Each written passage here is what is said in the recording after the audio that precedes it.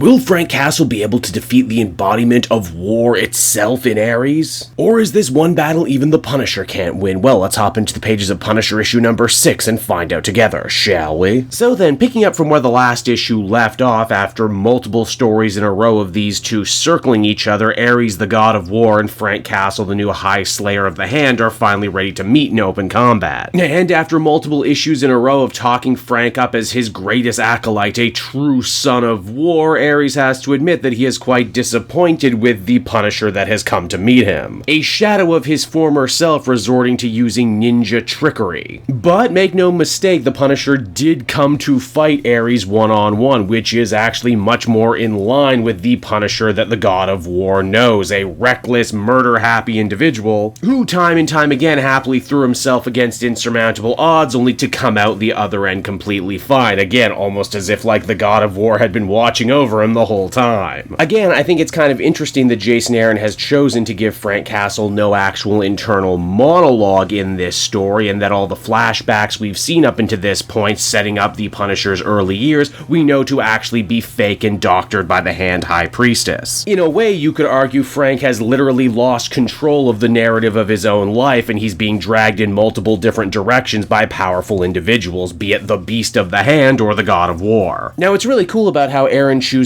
to write Ares is that despite being a giant, violence-loving musclehead, he's not actually dumb at all. In fact, he uses the fight as an excuse to try and size up Frank. He wonders what could make such a finely tuned killing machine turn on everything that he once held dear and completely change the way he goes about business. And eventually, Ares, through a process of elimination, figures out why Frank didn't want to actually meet him in the field of battle and why he's been hiding away in the Hand's castle, and that is because, well, Frank has something to fear now, something he's worried about losing. And because the Hand Ninja Clan is pretty damn famous for resurrecting the dead, it doesn't take an absolute genius to put together what exactly they're holding over Frank's head right now. And again, in a truly fun piece of characterization, Ares, who all throughout this story has seen himself as Frank's own patron and savior, vows that if his resurrected family is what's making him weak right now, then Ares will sacrifice this family on his altar so the Punisher can be returned to his former glory. Of course, that doesn't go well for anyone because, well, that's exactly what the Hand Priestess has been doing with Frank since bringing back his wife. The idea being that if he so greatly fears losing his family again, Frank will tap deeper and deeper into the power of the Beast to give him the extra edge in the battle, in doing so costing him more and more of his soul every time he does it. And indeed, these newfound Beast powers do give the Punisher an edge in the fight against Ares. The only problem is that it doesn't give him enough of an edge. Punisher is still new to the whole power thing, and well, Ares has been a god his entire life. Still though, Frank just narrowly manages to survive death at the hands of the God of War, and we're treated to yet another flashback, this time to Frank's time in Vietnam, or whatever war they're in. Again, the whole point of these flashbacks is that they're fake, and that Jason Aaron basically has a blank check to reimagine the character's history any way he wants, and both not only not be wrong, but not actually rub against any other pre-established continuity. In a way, it's actually kind of genius, making it so that Aaron's version of the Punisher only works for this story by Aaron himself. Again, if he wants to say that Frank killed a guy at 10, he did. If he wants to say he was a bit of a drinker, he can. Or like in this flashback where he says that Frank was only ever happy and content on the battlefield, and that even after his first child was born, he still had an overwhelming feeling of emptiness inside him. The Punisher survives his run-in with Ares just barely, thanks to the Hand Ninjas managing to scoop him up and the High Priestess filling him with enough potion so he can walk again. Though, as we quickly discover, the Punisher is not concerned about his own life, he's concerned about the lives of his children who the Hand have been hard at work trying to resurrect. Frank, of course, fears that if Ares and his acolytes come here to finish the fight, his children could easily end up dying all over again, not to say what they're doing now is really what you could call living. As the High Priestess explains, resurrecting dead children is always a problem, even for dark magics that belong to the Beast. There's just something about people being dead for longer than they were alive. And every time the Hand does try and bring the two kids back to life, they're reborn as horrifying homunculuses. And hey, if you think that's really gross and dark, you ain't seen nothing yet, because it's also implied that Frank won't let the ninjas hurt his children, which means that when he puts them out of their their misery, he himself personally puts them out of their misery every single time. A task so unbelievably horrible that it actually brings the Punisher to throwing up in absolute disgust with himself, which we do not see very often. It's while throwing up and cursing his own reflection that Frank Castle ends up coming face to face with an old friend, Matt Murdock Daredevil. Yeah, if you've been reading the Daredevil book, you'll know that Matt has actually joined forces with Elektra to create a brand new organization called the Fist for the whole purpose of bringing down the Hand once and for all. Which means that Frank and Matt, two guys who never saw eye to eye at the best of times, are now on a bloody collision course. And so that was Punisher issue number 6, everybody, and I gotta say, I actually am enjoying what Jason Aaron is doing here. In fact, this issue, more than anything, is where I think the plot truly begins to thicken. Frank is stuck between a real rock and a hard place on this one. He loves his family, he wants to see them returned, but seeing them return also puts him in a horrible situation where, to protect them, he's going to have to keep tainting and corrupting his own soul. This might also be the most I've actually enjoyed Ares as a character in a long time. He is also oddly sympathetic in this story because all he wants to do is set the Punisher free. In fact, his dialogue almost gets a little meta for a second there when he talks about how the Punisher has betrayed himself and how he's a shadow of his former self now working with the Hand. You could basically hear that coming out of the mouth of any fan. What makes it even funnier is that the God of War isn't mad that the Punisher isn't killing people. He most certainly is killing people. He's just not killing them in the right way for his personal taste, which is just hilarious. And then, of course, we have the promise that the events of this book are indeed going to start crossing over with the events of Daredevil. In fact, they already have. I'm reviewing this issue late. If you read Daredevil from last week, you'll actually see the moment wherein Daredevil comes to the realization that Frank is now leading the Hand. In fact, they seek to imply that it's Daredevil and Elektra's actions that made the Hand so desperate that they were willing to turn to someone like the Punisher. Overall, I continue to really like this book. I don't know if it's exactly high art or anything, but it's certainly a book that I have a lot of fun reading, and it's one that I hope you'll have fun reading too.